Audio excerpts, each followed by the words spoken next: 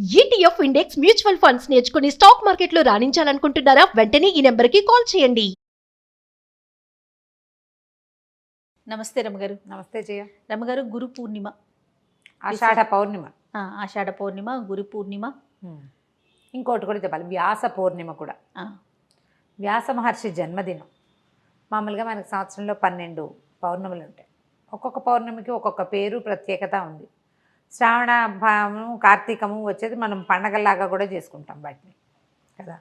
ఈ ఆషాఢ పౌర్ణిమని ఒక పర్వదినం.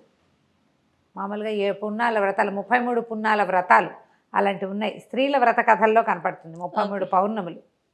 అయితే పౌర్ణమి, ఈ వ్యాస పౌర్ణమి నాడు ఏంటంటే ఈ రోజున గురు పూజ చేయటం. అధ్యాపకులే కాదంటే మనకి పాఠం చెప్పిన వాళ్ళే కాకుండా ఆధ్యాత్మిక గురువులు. మనం ఎవరినో ఒకరిని గురువుగా భావిస్తాం. గురువుని సత్కరించుకోవటం, గురువుకి పాదపూజ చేసుకోవటం, గురు వందనం చేయటం, వెళ్ళి మన మాస్టర్లు ఎవరికైనా సరే వీళ్ళ వల్ల మన జీవితం మారింది అనిపిస్తుంది ఒక్కొక్కసారి.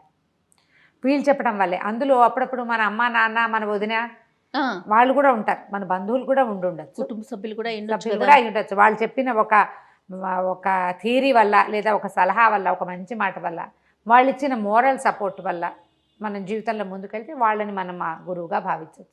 ఇది కాకుండా ఆధ్యాత్మిక గురువులు, ఆధ్యాత్మిక ప్రగతికి, ఉన్నతికి తోడ్పడిన వాళ్ళు ఎవరివైనా మనం ప్రవచనాలు వింటాం, వాళ్ళని గురువుగా భావిస్తాం. వాళ్ళు చెప్పినవి తూచా తప్పకుండా పాటిస్తాం సాధ్యమైనంత వరకు. ఏ ప్రవచనాలు లేకుండా కూడా ఒక్కొక్కసారి మనం కొంతమందిని, పెద్దవాళ్ళని గురువుగా భావిస్తాం. వారిని దర్శించుకోవటము, పూజించుకోవటము, అది ఈ రోజున చేసేది. అయితే వ్యాస భగవానుడు ఈ రోజున జన్మించాడు. కృష్ణద్వైపాయనుడని వ్యాసుడు, వ్యాస మహర్షి అని చెప్పుకుంటాం కదా. ఈయన ఏంటంటే ఇవాళ రోజున జన్మించడం వల్ల ఆయన జగద్గురువైన శ్రీకృష్ణుడిని మనకి పరిచయం చేశాడు. వ్యాస మహర్షి వల్ల, వ్యాస మహర్షి ఏం చేశారు, ఈ మన ఉద్గ్రంథంలాగా ఉండేది, వేదం అంతా ఒక ముద్దగా ఉండేది. అవును, దాన్ని చతుర్విభాగం చేశారు, 4 భాగాలుగా విభజించారు. విభజించిన తర్వాత ఆయన ఇంకేం చేశారు, బ్రహ్మసూత్రాలకి వ్యాఖ్యానం చేశారు. బ్రహ్మ చెప్పిన వాక్యాలని వ్యాఖ్యానించిన తర్వాత ప్రపంచానికి ఇప్పుడు ఇంత పెద్ద విషయం నీకు నాకు ఏమర్థమవుతుంది, సాధారణ వ్యక్తులకు అర్థం కాదు. మానవులకి ధర్మబోధన ఎలా చేయాలి అని ఆలోచించి అప్పుడే మరి వేదాలు కూడా మనుషుల కోసం చేయబడినవే కదా. ఇంత విభాగం చేసినా ఇలా షోడశ కర్మలు ఉన్నవాడు, సంస్కారాలు ఉన్నవాడే దాన్ని తెలుసుకోగలుగుతాడు. వాడు కూడా తెలుసుకోలేడు, చాలా గురువు వాడి చేత్తో పుచ్చుకుని ఉండాలి. గురువుని పాదాలు పట్టుకుని వదిలిపెట్టకుండా ఉండేవాడు తప్పిస్తే సాధారణ మానవుడికి ఆ విషయం తెలీదు. సాధారణ మానవుడికి ఈ విషయం అర్థం కాదు. వాళ్ళకి అర్థమయ్యేలా చెప్పడం కోసం ఏం చేశారు, ఒక ఉద్గ్రంథాన్ని రాయాలనుకున్నారు. ఆయన రాయాలనుకున్నది ఎట్లా రాయాలి, ఏం చేయాలి అంత కథ సంకల్పించుకున్నారు. ఆ సంకల్పించుకున్న కథే భారతం. భారతంలో ఉన్నది అన్ని చోట్ల ఉంది, భారతంలో లేనిది ఎక్కడా లేదు. అంటే ఏంటి రమగారు, అంటే ప్రపంచంలో ఎక్కడా ఇదేంటి కొత్తగా ఉందంటే ఆ కొత్త కాదు, అది అవన్నీ భారతంలో ఉన్నవే. మనం ఇప్పుడు చూసే ప్రతిదీ భారతంలో నుంచే వచ్చింది, ప్రతిదీ. అలాంటి ఒక ఉద్గ్రంథాన్ని రచించాలని, దానివల్ల మానవులకి ధర్మం అంటే ఏంటో తెలుస్తుందని భావించాడు ఆయన. నువ్వు భావించినా భావించకపోయినా ప్రతి మనిషికి గురువు వ్యాస మహర్షి. ఉద్గ్రంథాన్ని రచించడానికి పూనుకొని తనకి తెలిసినటువంటి భరతవంశపు కథనే దానికి తీసుకున్నారు. కొన్ని వేల క్యారెక్టర్లు, వేల మనస్తత్వాలు, ఒక్కొక్కడి ధర్మం, ఎవడి ధర్మం వాడిది. ఎవడెవడు ధర్మాన్ని పట్టుకుని నిలబడ్డాడు, ధర్మం పక్కన నిలబడిన వాడు ఎలా ఉంటాడు, ధర్మం పక్కన నిలబడలేక తమ నుంచున్న చోటునే పట్టుకుని ఉన్నవాడు, అధర్మాన్ని పట్టుకుని నిలబడ్డవాడి పరిస్థితి ఏంటి, ఎట్లా ధర్మాన్ని పట్టుకున్నవాడు గొప్ప చరిత్ర గలవాడుగా ఉంటాడు, ధర్మాన్ని వదిలిపెట్టి అధర్మపు కొమ్ము కాసిన వాడు ఎంత అత్యద్భుతమైన వ్యక్తి అయినా కూడా చరిత్రహీనుడైపోతాడు. ఎలా నిద్దాగా ఉండాలో మనుషులు, కష్టాలు వచ్చినప్పుడు ఎలా ప్రవర్తించాలి, డబ్బు వచ్చినప్పుడు ఎట్లా ప్రవర్తించాలి, గర్వం వస్తే నీకు ఎట్లా శాస్తి చేస్తుంది ప్రకృతి, అవన్నీ కూడా వ్యాస భగవానుడు మనకు చూపించాడు. అది మొత్తం ఉద్గ్రంథం రాయడానికి బ్రహ్మదేవుడి అనేది కూడా నేను చెప్తాను. ఎవరైనా రాసేవాళ్ళు కావాలంటే వినాయకుడిని ప్రార్థించు, ఆయన రాస్తాడన్నాడు. ఇప్పుడు మనం చదువుకునే మహాభారత గాథని వ్యాస మహర్షి చెప్తుంటే సాక్షాత్తు వినాయకుడే రాశాడు, ఘంటం ఆపకుండా. ఎక్కడైనా సరే ఆగిపోయావా, నేను ఆపేస్తాను, ఇంకా నేను రాయనన్నాడు వినాయకుడు అన్నారా? నాకు కంటిన్యూస్గా చెప్పుకుంటూ పోతేనే రాస్తానన్నట్టు. అయితే ఈయనేమన్నాడు, ఒక చిన్న సూక్ష్మం పెట్టారు, నువ్వు అర్థం చేసుకుని రాయాలి ప్రభు అని అడిగాడు. ఆయన ఒప్పుకున్నాడు. అందుకని ఈయన ఏం చేశాడు, కొన్ని వందల శ్లోకాలు, కొన్ని శ్లోకాలు చెప్పేసి ఎక్కడెక్కడ తను ఆలోచించుకోవాలో అక్కడ ఒక పెద్ద శ్లోకం చెప్పేవాడు. ఆ పెద్ద శ్లోకాన్ని వినాయకుడు అర్థం చేసుకునేటప్పుడు మిగిలిన శ్లోకాలు ఈయన వర్కౌట్ చేసేసుకునేవాడు. గ్రంథు అంటారు దాన్ని, గ్రంథులు అంటారు. గ్రంథాల్లో వచ్చేటువంటి గ్రంథి ముడి. 1,00,000 శ్లోకాలున్న మహాభారతంలో 8,800 గ్రంథులు ఉన్నాయి.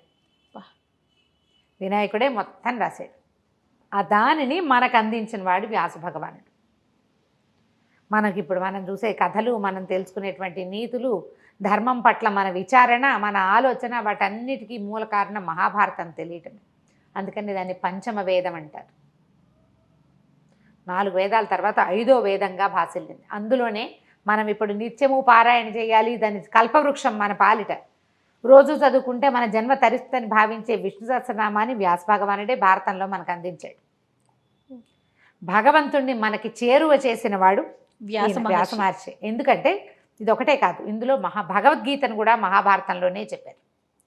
శ్రీకృష్ణ భగవానుడు అర్జునుడికి ఏం బోధించాడో మానవులకి సింపుల్గా చెప్పేశాడు. ఆయనే గురువు కదా మనకి. మరి వేరే ఆధ్యాత్మిక గురువు ఎందుకు? మనం మనుషుల్ని వెతుక్కోకర్లా, మనుషుల్ని వెతకవలసిన పనే లేదు. నా గురువు దొరకలేదు, నా గురువు దర్శనం ఎలా దొరుకుతుంది? కొంతమందికి ఆర్తిగా ఉంటుంది, ఫీల్ అయిపోతూ ఉంటారు, నాకు గురువు దొరకలేదు ఇంకా అని. వ్యాసుడే మన గురువు. భగవంతుడిని ఆయనే పరిచయం చేశాడు మనకి.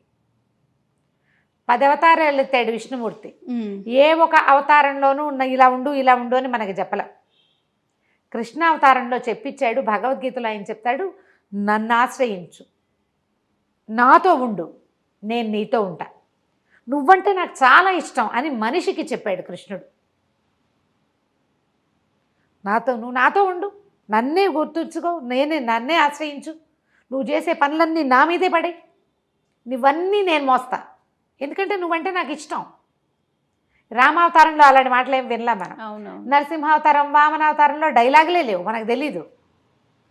ఆ కృష్ణుడు చెప్పిన వాక్యాలని మనకి చక్కగా బోధించేశాడు వ్యాస మహర్షి.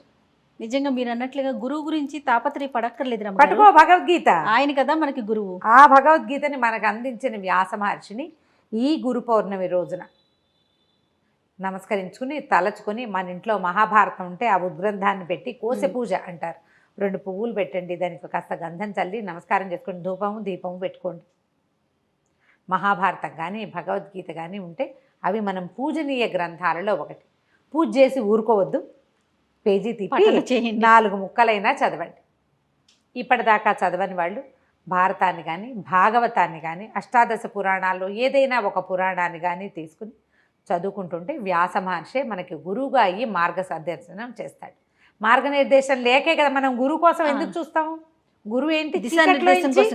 గురు చీకట్లో నుంచి వెలుగులోకి తీసుకెళ్ళేవాడు. అవునండి, రుజుమార్గాన్ని చూపిస్తాడు, మనకి ఏది సరైందో అది చూపిస్తాడు. అది ఈయన చూపిస్తాడు గురువుగా భావిస్తే. తప్పకుండా నా యొక్క ఆధ్యాత్మిక గురువు ఈయనే వ్యాస మహర్షి. అంతే, ఇంకా ఆయన్నే పట్టుకోవటం అంతే. ఆయన పట్టుకుని ఆయన చెప్పిన ప్రకారం వెళ్ళు, రోజు విష్ణు సహస్రనామం పారాయణ చేసుకో, ఆటోమేటిక్గా నీకు దారి దొరుకుతుంది.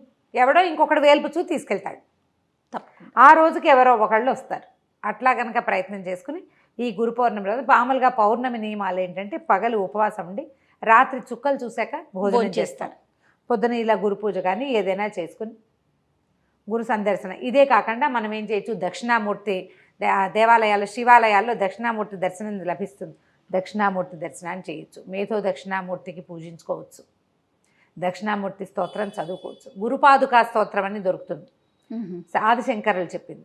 గురుపాదుకా స్తోత్రం చదువుకోవచ్చు, పిల్లలతో కూడా చదివించవచ్చు. మంచిది. దక్షిణామూర్తి శ్లోకం ఒక్క శ్లోకం లేదా హయగ్రీవ స్తుతి ఒక్క శ్లోకాన్ని, జ్ఞానానందమయం దేవం నిర్మల స్ఫటికాకృతి ఆధారం సర్వ విద్యానం హయగ్రీవం ఉపాస్మహే, ఇంత చిన్న శ్లోకాన్నైనా పిల్లలకి చెప్పించండి. ఈ గురు పౌర్ణమి రోజున గురు పూజ నిర్వహించుకుంటే బాగుంటుంది. లేకపోతే వ్యాస మహర్షిని పూజించుకుని తలుచుకోవటం, పగలు ఉపవాసం ఉండి సాయంకాలం చుక్కలు చూశాక భోజనం చేయొచ్చు. ఇట్లా ఈ మన ప్రతి ఇది కనిపిస్తుంది కదా మనకి చంద్రబింబంలో లలితాదేవిని ఉపాసించే విధానం కూడా మనం చేసుకోవచ్చు.